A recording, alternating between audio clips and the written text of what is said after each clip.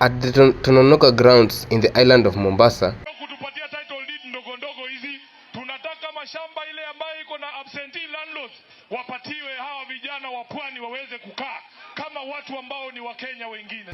The Linda Mwananchi group headed by Edwin Sifuna landed and speaking on how the government of President William Ruto has lied to their citizens with the many promises that have only remained. I'm telling you an open secret.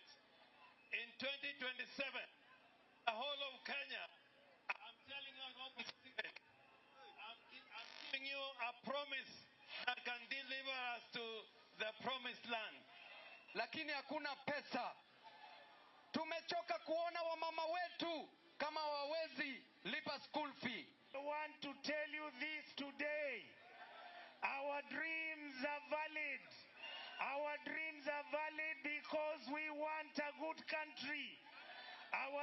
Moreover, they have given their concerns on the people of Coast on how their industries and minerals have been unmanaged due to politics in that region.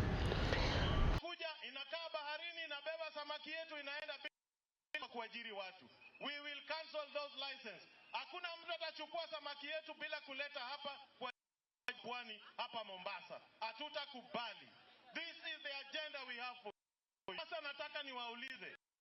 Nyinyi hata mkituona hapa na wale wa kukula peremende, akili iko pande gani? Mimi kama Sifuna, kama senator wa Nairobi, niko katika kamati ya Kawi ama Energy Committee. Tulikuja hapa Changamwe. Watu wa Mombasa walituambia wanataka kiwanda cha Changamwe kifufuliwe jinsi ambavyo kilikuwa kinafanya pale nyuma.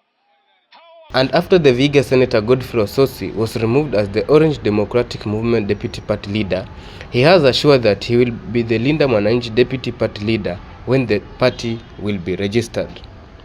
This group of Linda Mwananchi has assured that it will bring change to the people of Kenya and continue to be strong, better than their counterparts Linda Ground.